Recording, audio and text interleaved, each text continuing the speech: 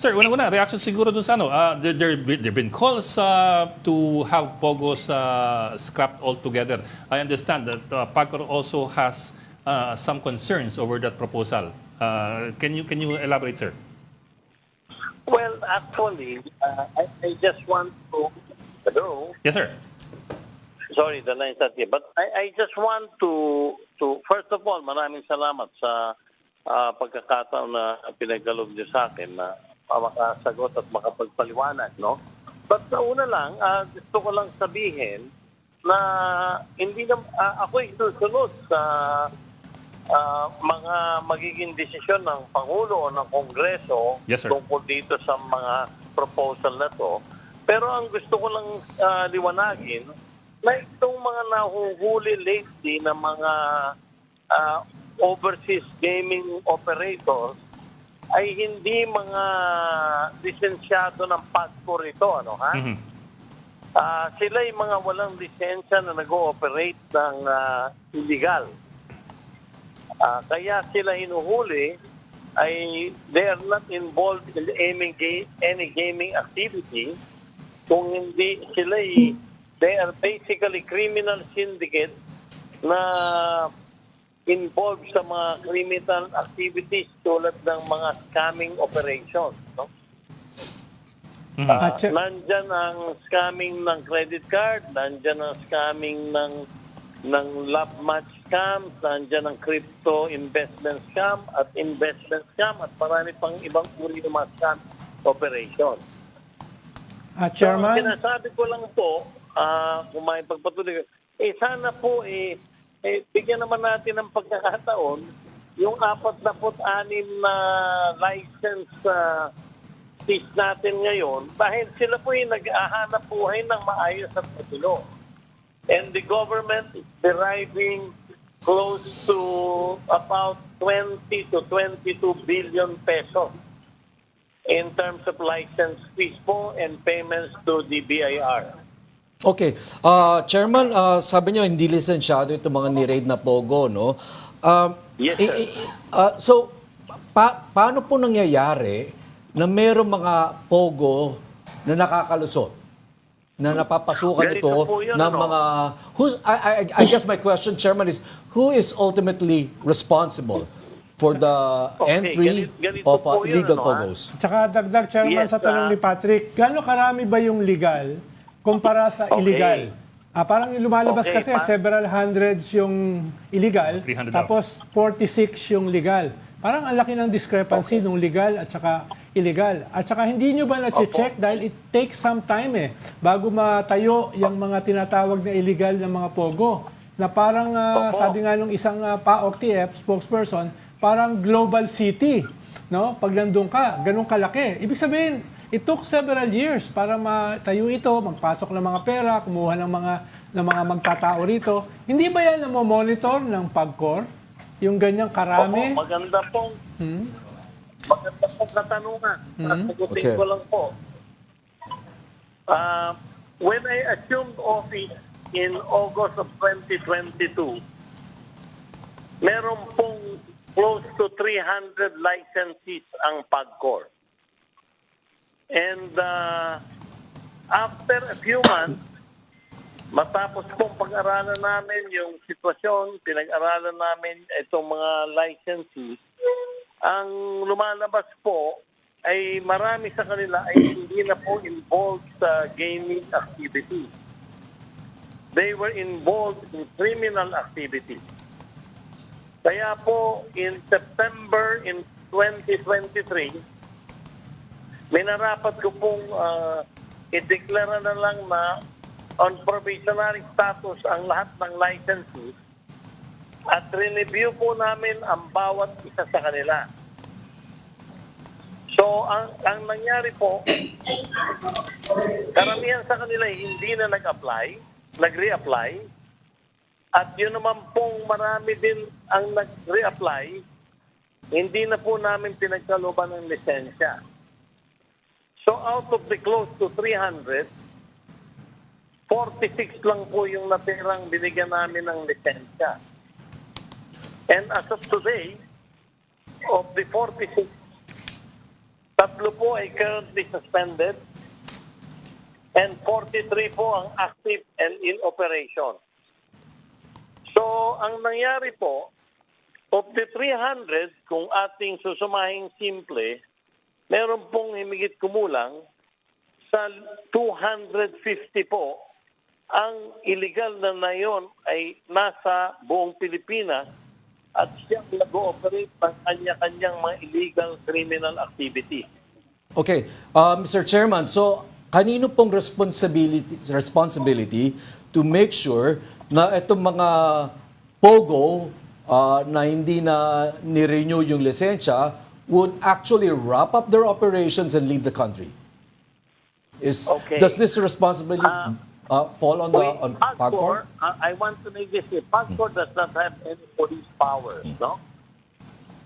So we have been coordinating with our police authorities and other departments of the government through a task force. Kami po ngayon ay nagpapalitan ng mga informasyon nang sa ganon, ito pong mga illegal operators na ito ay masugpon at mahuli na. Okay. Chairman, Mr. Tenko, ang mga critics ang sabi nila, Go ahead. the POGOs have become too much trouble. They're more trouble than they're worth daw, kaya gusto nila, sobrang consumption lang daw yan, isara na lang. At the government daw is not collecting. Even the former finance secretary, si Ben Jokno, sabi niya, hindi naman ako kolekta yung tamang taxes. Ano po yung mga sasabi niyo doon? In fact, si Senator Win Gatchalian, sabi niya, he wants a complete ban even on internet gaming, which you have started. I think you launched it last year. Basta ayaw daw niya kasi napakahirap daw i-regulate nga. What do you think of those proposals? Okay. With regard to the question of whether we are able to collect, as of date po, out of the 46 licenses that we had given licenses to, we were able to collect by the end of 2023 5.3 billion pesos. During the past administration, close to 300 licensees, ang nakolekta po nila ay over 7 billion pesos, close to about 7.8 billion if I'm not mistaken. So very clear, when it comes to efficiency, we are collecting more compared to the last administration of PAGCOR. Aside from that, BIR collects 2.5 times than what we collect. So in total, we are in 2023, we were able to collect close to about 20 billion pesos. Okay. So, ang inaano ko po dyan, ang malaking consumption talaga ay yung mga illegal na wala pong lisensya who continue to operate non-gaming activities. Okay, so what happens next, Mr. Chairman? I guess it will have to come from PAGCOR, the list of POGO operations that need to wrap up and leave the country. Hindi po ba ganun ang dapat maging sistema? Or, Yes, salamat po. We have furnished all the government. In fact, we do this on a monthly basis. We furnish them with the names of the corporations that we have closed and those who are actively operating legally. So, it is up to the task force now. Yan nga po ang ginagawa ngayon. Kaya po nahuli natin yung nasa Banban at nahuli po natin yung nasa Porac. Okay. Dahil sama-sama po natin nagpapalitan kami ng informasyon para nga po masugpo itong mga illegal na ito. Okay. Pero, Wala po talaga sa mga legal licenses ang nag-ooperate ng criminal activities. Opo. Chair, just to be clear lang po. So, bale, what you're saying is itong 300 na illegal POGOs are actually old POGOs na dating legal na hindi na ni-renew. Yes. at all nirevoked ang license. Ang na-renew po ay less than 50. So Yes, sir. about Yung 46. 250 are deemed illegal. Yes, sir. So what I'm saying, sir, basically is this government actually has a list of where these pogos are, these illegal pogos are, these 250, because these are not mobile pogos naman. These are huge infrastructure Hindi sila invisible. fixed in certain places for so many years.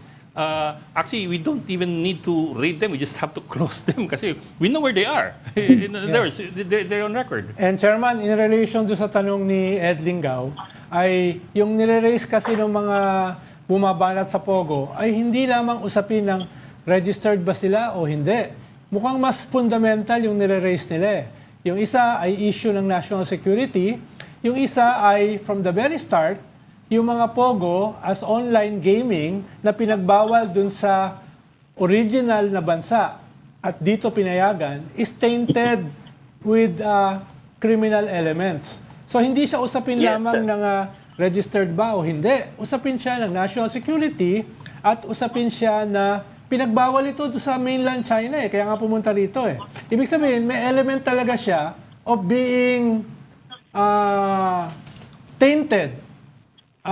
For lack of a better term, tainted by crime. So hindi siya usapin lamang ng registration. Opo. Pero gusto ko pong sabihin naman, yung licenses po natin ngayon ay wala namang illegal activity na ginagawa. Because they are servicing not the country where they came from, but other markets. So we are not referred, ang sinasabi ko po, wala po namang illegal na ginagawa yung actual licensee. Meron po kasing, hindi naman po lahat yan doon sa tinutukoy niyang bansa Meron pong mga licenses tayong nanggagaling ng Malaysia, nanggagaling sa Singapore, nanggagaling po sa Europe. Meron pa po tayong mga special BPO operators na ang sineservisan po ay mga countries, mga gaming companies sa Europe and South America. Pero So di ba, why will we penalize these people who are doing business legally Okay. and following all the regulations of PAGCOR? Okay, right. Mr. Chairman, do you know Yes, of sir. of another Pogo complex of the scale, let's say, of the one in Bamban or Porac that also needs to be shut down? Sa paniwala po namin, yan po ang dalawang napakalaki. Okay, kasi At sinubaybayan po namin yan and alam niyo po, may case build-up nga. Okay. Pagkatapos po ng case build-up, kumuha pa po ng mga search warrant. So it really took a while. okay, I don't know if I get your math correct, if this math is correct. There were 300 before you came in. Okay, 46 were renewed. Before I came in, there were 298. Okay, 298. 46 have been renewed. May sinasabi kayo na 43 ang active out of the 46. So medyo marami-rami Yes, sir. pa rin ho yung mga hindi na-renew. And are they still around in the Philippines? ano ang sabi ni Chairman, okay na itong dalawa Ito Oo. na lang. So ano yung nangyari doon sa several hundreds? Oo, hindi ko pala ma-subtract to. Naniniwala pa ako, tulad ng nakikita natin, lumalabas po, they're around the Philippines. Pero, No, Mr. Tenko, ano yung violation nila? Bakit hindi na-renew yung application? Bakit hindi sila nakapag-re-register? Or they just did Unang-una not po. re-register? O nireject nyo? Kung unang-una. nireject nyo, ano po yung dahilan? Unang-una po, number one, marami na po sa kanilang hindi na nag-apply muli. Dahil paniwala po siguro nila, hindi na sila makakalusot sa probity checks. First time po implement tayo ng third-party probity checks, no? Pangalawa po, yun naman pong aming mga reject, yung application, they cannot show or prove to us who their beneficial owners are. So we rejected their reapplication, ma'am. Okay. Very important po kasi sa amin, sa panahon, sa administrative impact, malaman namin who are really behind these companies. Chairman, nabanggit nyo kanina na Yes. yung mga ilang legal na nag-register sa PAGCOR ay hindi lang sa mainland China yung kanilang business o yung kanilang Yes. proyekto. Pero gaano Yes, karami yes. ba?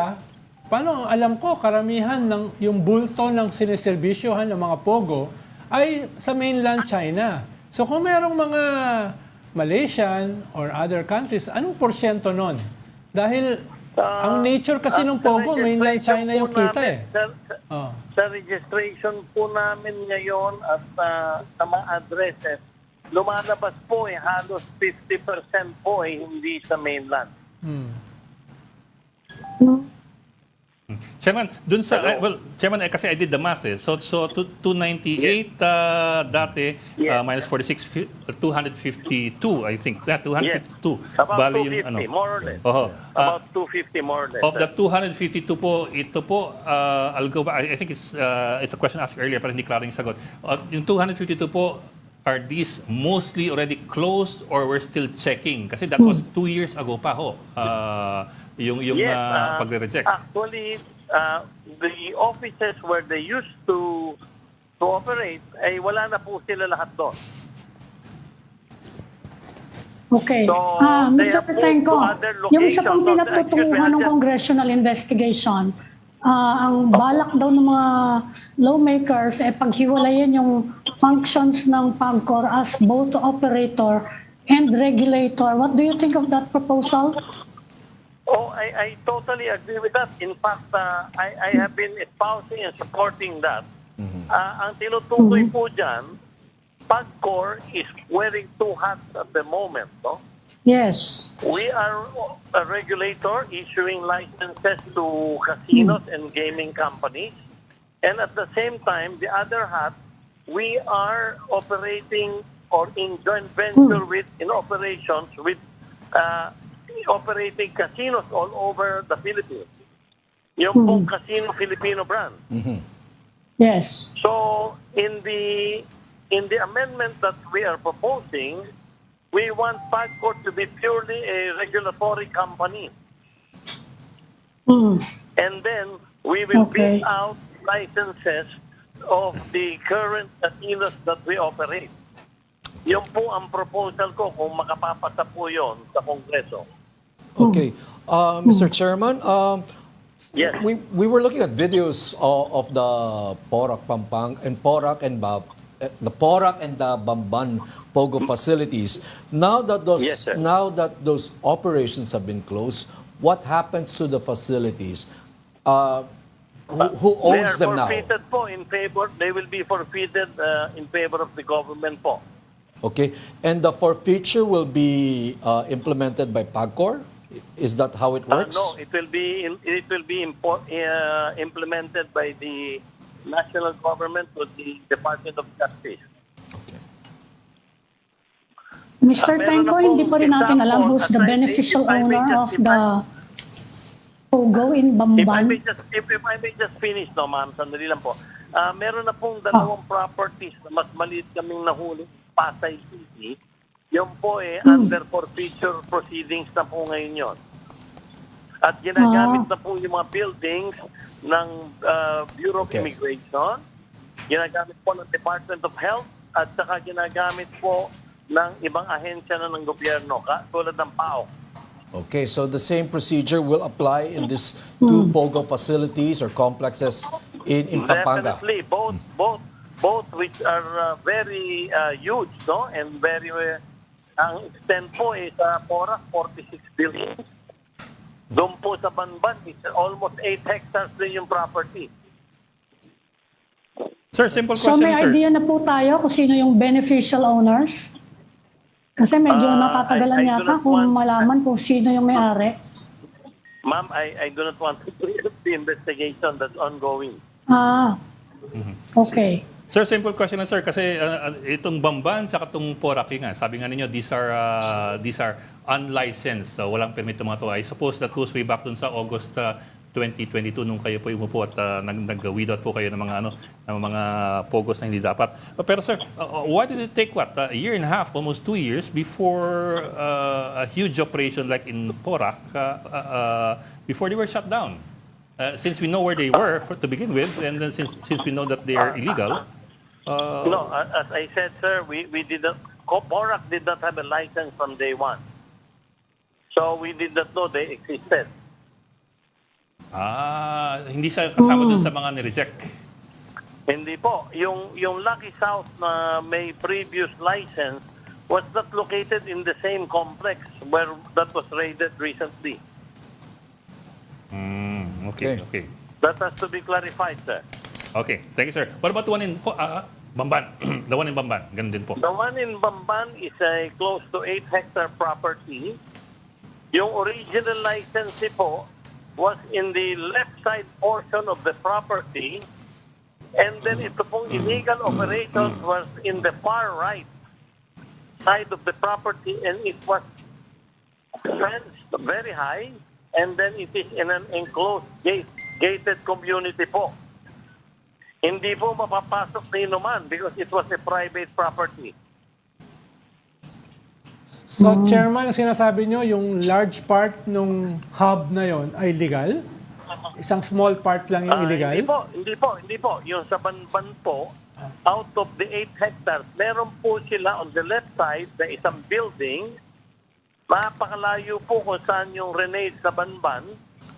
At doon po, nakalagay ang mga illegal sa bigger side of the property on the right side. Yung Porac po, kahit never po may license yung location kung saan renate po ng PAOK at ng law enforcement people natin. Sir, I don't know if this falls within your jurisdiction, pero how could such a huge operation with so many foreigners take place in Porac out of the blue? In other words, parang kasi I understand, sir, pag dating legal, naging illegal at hindi lang naisara o nagpatuloy lang. Pero ito, kumbaga, from the very start, walang lisensya. Kumbaga, Chairman, it cannot simply fall in the cracks dahil sobrang laki ng crack para sa ganyang kalaking operasyon. I totally agree with you. That's why I think they're also currently investigating the local government unit. Yeah. Well, a lot of these things kasi po, fall on the local palagay ko government, LGU eh. Maski po siguro yung barangay official should have known that there was such a big Yes. Sir, 10 hektare. complex there. Oo. Yes, Okay. yes. Okay. Chairman, But ang diniliwanag ko lang po sa inyong apat, sir, at ma'am, wala pong lisensya at hindi po na-lisensya yung complex na yun sa Porac. okay. Chairman, may I ask what about the Pogo complex in Cavite, in the Yes, former Coblandia or Cove Island? Island Cove. Okay. Opo. Does that have a license? It remains to be a legal licensee. It is the only hub that is existing right now that is licensed by PAGCOR. Okay. Would that count as the biggest operation or biggest facility? There. We have an office inside. The other government agencies have offices also inside the compound.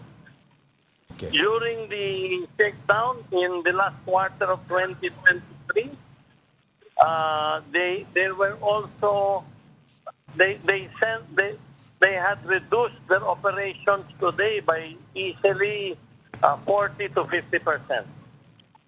But is that Pogo Hub basically catering to the mainland? The one in Island Cavite? Cove. Meron po silang kliyente outside the mainland. That is confirmed. Yes, pero anong Chairman, percentage yung basically mainland? I would say halos hati nga po. Halos hati po. Chairman, sa nakikita nyo ngayon, all this resistance to Pogos, pati from our officials, kung hindi siya mababan, what can you do to overcome all these negative reactions to Pogos? Ano kaya ang pwedeng gawin Well, para mabawasan sa itong mga ganitong klaseng problema? Do you have any proposals? Ma'am, ang akin talaga if you regulate them properly and they are monitored and they comply, I don't see any problem. Ma'am, alam niyo, ang magiging problema nito, it is one thing that I want to ask even the forum. Ma'am, pagka in-outlaw natin lahat yan, tuloy din ang illegal operations. Hindi din po tayo makakakolekta kahit piso. Sayang din po yun. Pero kung they are properly monitored and regulated, meron pong kami regular visitations, halos po 3-4 times a week na random. Palagay ko po, titino po yung industry na yan. Nakita na po namin dito sa 46. Hindi po kinailangan ng ma-rate sila. 3 po, sino ko yung suspended na natahimik. Pero Chairman, kung banned sila, hindi ba mas madali to go after them? Kasi kung lahat banned na, wala nang, kahit yung mga local government, they cannot operate anymore. Hindi na sila pwedeng mag-excuse na hindi naman banned, kaya nagbibigay kami ng lisensya. That is an alternative. Kaya ang sinasabi ko po talaga, ang hinihiling lang natin masusing pag-aaral ang dapat natin gawin. And then, nasa sa Congress na po yun, dahil batas po yan Okay. Okay. Ikaw po. Meron Okay. pang tanong? Chairman and CEO of PAGCOR, Mr. Alejandro Tenco, maraming salamat po sa Maraming oras salamat. po. Chairman. Salamat din Thank you, po sir. sa Thank you, pagkakataon Chairman. pinagkalog niyo sa akin. Salamat po sa inyo. Salamat.